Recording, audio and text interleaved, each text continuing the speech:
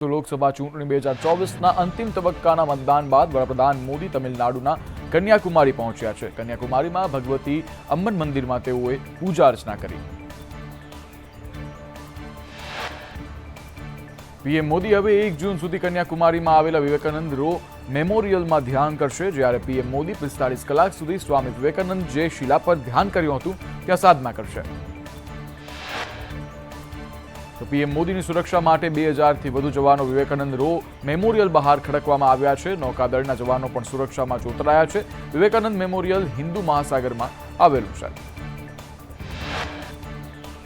લોકસભા ચૂંટણી 2024ના ચૂંટણી પ્રચારના પડઘમ શાંત થઈ ચૂક્યા છે। અંતિમ અને 7મા તબક્કાનો પ્રચાર બંધ થયો છે।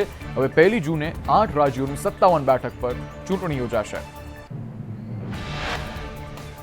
તો ઇન્ડી ગઠબંધન મારું મોઢું ન ખોલાવે, 7 પેઢીના પાપ બહાર લાવી દઈશ। લોકસભા ચૂંટણી પ્રચારની અંતિમ સભામાં પીએમ મોદી દ્વારા વિપક્ષ પર આકરા પ્રહાર કરાયા। પીએમ મોદીએ લોકસભા ચૂંટણી 2024ની છેલ્લી સભા પંજાબના હોશિયારપુરમાં સંબોધી। પીએમ મોદીએ કહ્યું, હું 13 સીટો પર કમળ ખીલાવવા માટે આશીર્વાદ લેવા આવ્યો છું। વધુમાં કહ્યું કે મતદાનના છેલ્લા તબક્કામાં તમામ રેકોર્ડ તોડીને એનડીએ કે ભાજપના ઉમેદવારોને જીતાડજો। પીએમ મોદીના નામ લીધા વગર આમ આદમી પાર્ટીએ પ્રહાર કર્યા। કહ્યું કે કોંગ્રેસના ખોળામાંથી કટ્ટર ભ્રષ્ટ પાર્ટી ઉભરી આવી છે। તે કહેતા હતા કે તે પંજાબને નશામુક્ત કરાવશે। ઉડતા પંજાબ ફિલ્મ બનાવી હતી, પરંતુ તેમણે ડ્રગ્સને જ કમાણીનો માર્ગ બનાવ્યો। તો પીએમએ વધુમાં કોંગ્રેસ પર વાક પ્રહાર કરતા કહ્યું કે કોંગ્રેસ ભ્રષ્ટાચારની જનની છે। કોંગ્રેસે ભ્રષ્ટાચારમાં ડબલ પીએચડી કર્યું છે। હવે એક કટ્ટરપંથી પક્ષ પણ કોંગ્રેસમાં જોડાયો છે। અહીં બંને સામસામે લડવાનો દાવો કરી રહ્યા છે, જ્યારે દિલ્હીમાં તેઓ સાથે સાથે છે। અગ્નિકાંડ મુદ્દે હાઈકોર્ટની ફટકાર બાદ રાજ્ય સરકારે રાજ્યભરમાં એકમોની તપાસ માટે કમિટી બનાવી છે। 18 જૂન સુધી અલગ અલગ એકમની તપાસ કરવા માટેના આદેશ અપાયા છે। રાજકોટ અગ્નિકાંડ મુદ્દે ગૃહ રાજ્યમંત્રી હર્ષ સંઘવીની મહત્વની બેઠક યોજવામાં આવી। ડીજીપી વિકાસ સહાય અને એસઆઈટીના વડા સુભાષ ત્રિવેદી બેઠકમાં હાજર રહ્યા। અધિકારીઓની જવાબદારી માટે લાઇન ઓફ એક્શન પણ નક્કી કરાય। તો મંત્રી રાઘવજી પટેલે અગ્નિકાંડ મામલે અધિકારીઓ સાથે બેઠક કરી તપાસની કામગીરીની માહિતી મેળવી છે। Collector, municipal commissioner, police commissioner અને સિવિલ સુપ્રિન્ટેન્ડન્ટ સહિતના અધિકારીઓની હાજરી પણ રહી। ત્યારે રાજકોટ અગ્નિકાંડમાં 3 વ્યક્તિ ગુમ થવાની ખોટી ફરિયાદ કરનાર સામે ગુનો નોંધાયો છે। પરિજનો ગેર હોવા છતાં મિસિંગ લખાવી અને ફરિયાદ નોંધવામાં આવી છે। ફરિયાદ ખોટી હોવાના કારણે હિતેશ પંડ્યા સામે એફઆઈઆર દાખલ કરવામાં આવી છે। આરોપી હિતેશ ઉર્ફે વિજય પંડ્યાએ પોલીસ સમક્ષ કબૂલાત કરી કે બીજાએ ફરિયાદ લખાવી એટલે મેં પણ લખાવી છે। આરોપી હિતેશને હાલ જામીન પર મુક્ત કરાયો છે।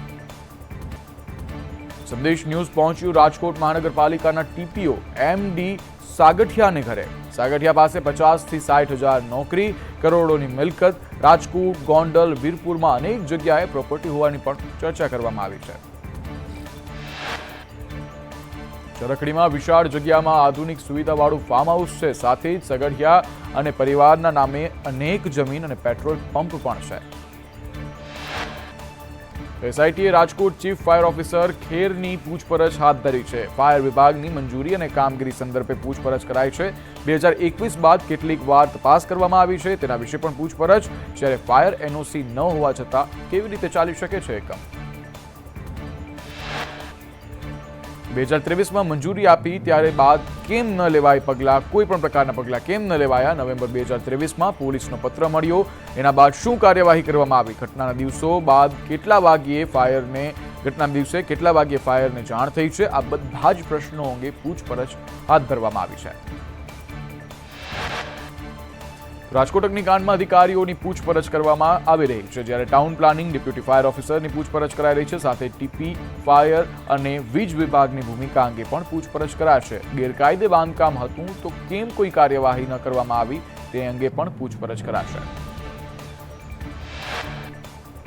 રાજકોટ ટીઆરપી ગેમ ઝોન અગ્નિકાંડ બાદ અલગ અલગ વિભાગ અને એજન્સી દ્વારા તપાસ કરવામાં આવી રહી છે। મુખ્ય તપાસ કરતી એસઆઈટીની ટીમે રાજકોટના અધિકારીઓની પૂછપરછ શરૂ કરી છે। રાજકોટ ક્રાઇમ બ્રાન્ચ પણ કેસની તપાસ કરી રહી છે। ક્રાઇમ બ્રાન્ચે સસ્પેન્ડેડ અધિકારીઓની પણ પૂછપરછ હાથ ધરી છે. તો પોલીસની ભૂમિકા અંગે ડીજીપી પણ તપાસ કરી રહ્યા છે. અધિકારીઓની સંપત્તિને લઈ એસીબીએ શરૂ કરી છે પોતાની તપાસ, જ્યારે રાજકોટ કલેક્ટરે પણ પ્રાથમિક રિપોર્ટ તૈયાર કર્યો હતો. તો સાંસદ રામ મોકરિયાએ વહીવટ પેટે 70,000 રૂપિયા ફાયર અધિકારીઓને આપ્યા. બાદમાં કામ ન થતા ભ્રષ્ટ અધિકારીએ લાંચના રૂપિયા પાછા આપ્યા. સંદેશ ન્યૂઝ સમક્ષ રામ મોકરિયાએ લાંચ આપ્યાનો સ્વીકાર કરતા કહ્યું, મારું કામ ન થયું.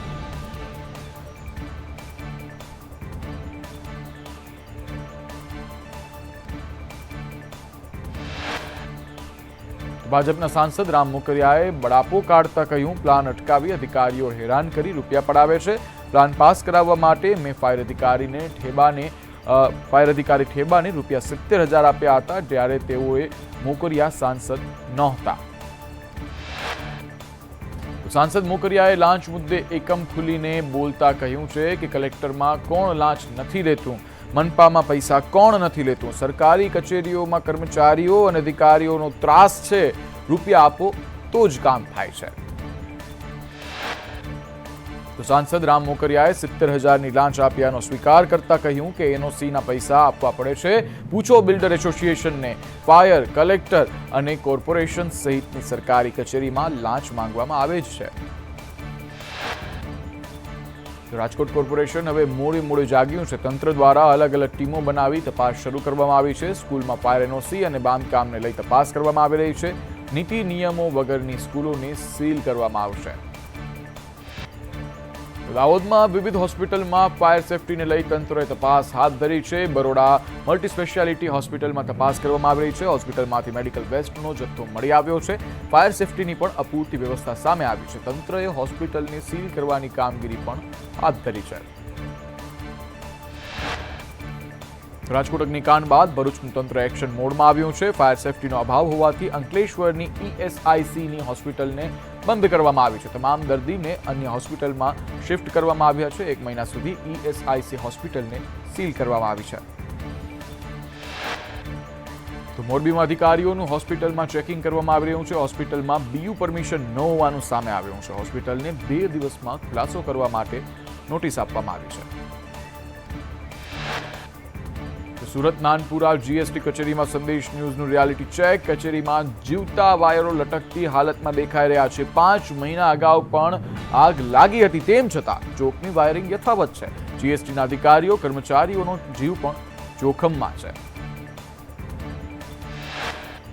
રાજકોટ અગ્નિકાંડના પડઘા સુરત સુધી પહોંચ્યા છે. ફાયર સેફટી, બીયુ પરમિશન ન હોવાથી ફાયર વિભાગે 12 થી વધુ હોસ્પિટલો સીલ કરી છે. નોટિસ આપવા છતાં ફાયર સેફટીનો અભાવ દેખાઈ રહ્યો છે. હોસ્પિટલના ખાલી બોર્ડ સીલ કરવામાં આવ્યા છે. સુરતમાં બીયુ પરમિશન ન હોવાથી 12 થી વધુ હોસ્પિટલોને સીલ મારવામાં આવ્યા છે. સુરતમાં નવી સિવિલ હોસ્પિટલની બેદરકારી સામે આવી છે. ફોરેન્સિક વિભાગમાં ફાયર સેફટીના કેટલાક સાધનો બેકાર છે. મોટાભાગના ફાયરના સાધનોની એક્સપાયરી ડેટ પણ જતી રહી હોય એવી હાલતમાં છે.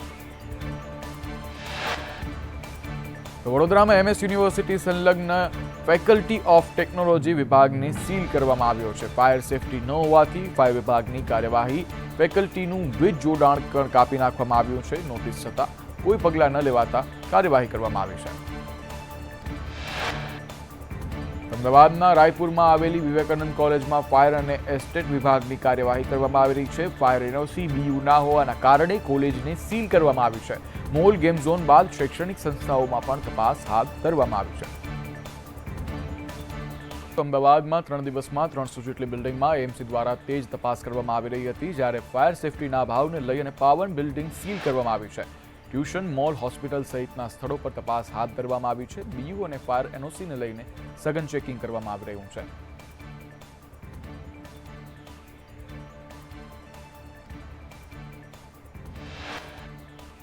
અગ્નિકાંડ બાદ રાજ્ય ટ્રાન્સપોર્ટ વિભાગ સફાળે જાગ્યું છે. દરેક સ્કૂલ ઓટો રિક્ષામાં ફાયર સેફટી સર્ટિફિકેટ ફરજિયાત. સર્ટિફિકેટ ન લેનારાઓ સામે આરટીઓ વિભાગ કાર્યવાહી કરશે. રાજ્ય ટ્રાન્સપોર્ટ વિભાગે આરટીઓ કચેરીઓને પરિપત્ર પણ કર્યો છે.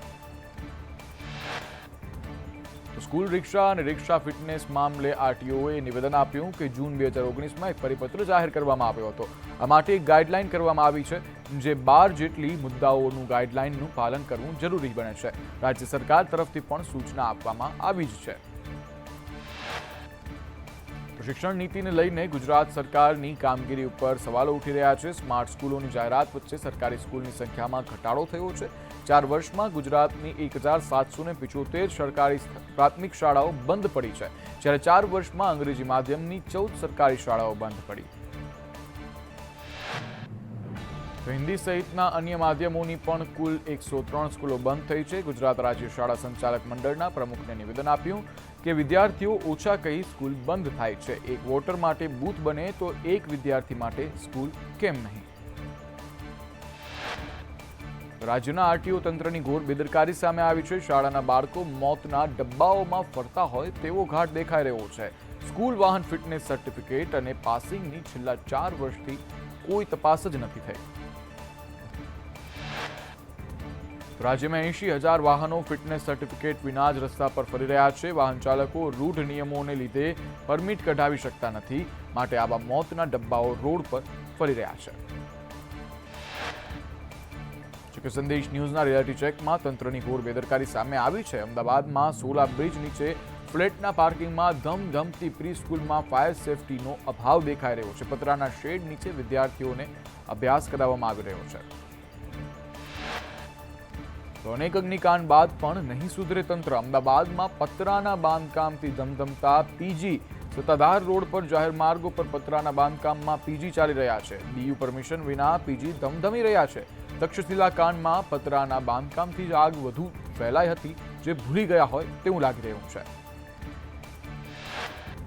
તો એએમટીએસના બસ સ્ટોપ પર જ ફાયર સેફટીનો અભાવ દેખાઈ રહ્યો છે. લાલ દરવાજા સારંગપુરના બસ સ્ટોપ પર ફાયર સેફટી જ નથી, જ્યારે વાડજ નવા વાડજ બસ સ્ટોપ પર ફાયર સેફટીનો અભાવ દેખાઈ રહ્યો છે. તો એક પણ ઓફિસ પ્લેટફોર્મ પર ફાયર સેફટીના સાધન નથી, જ્યારે એએમટીએસના કોઈ પણ બસ સ્ટોપ પર ફાયર સેફટીના સાધનો જોવા નથી મળી રહ્યા. આણંદ જિલ્લા તંત્ર દ્વારા સીલિંગની કાર્યવાહી કરવામાં આવી રહી છે. ઉમરેઠમાં આદર્શ ગેસ્ટ હાઉસ સીલ કરવામાં આવ્યું છે. અગ્નિકાંડ બાદ અરવલ્લી તંત્ર સફાળું જાગ્યું છે. મોલ, મલ્ટીપ્લેક્સ, ટ્યુશન ક્લાસમાં તપાસ શરૂ કરાઈ છે. હોસ્પિટલ સહિત 35 એકમોમાં તપાસ કરવામાં આવી છે. સુરેન્દ્રનગરમાં 3 game zone, 3 water park seal કરાયા છે. જિલ્લા કલેક્ટરે જાતે તપાસ કરી અને એકમો સીલ કર્યા છે. રાજકોટ અગ્નિકાંડની ઘટના બાદ પણ નર્મદા જિલ્લાનું તંત્ર નિંદ્રામાં હોય તેવું દેખાઈ રહ્યું છે. સંદેશ ન્યૂઝની તપાસમાં સરકારી કચેરીઓમાં ફાયર સેફટીનો અભાવ જોવા મળ્યો છે.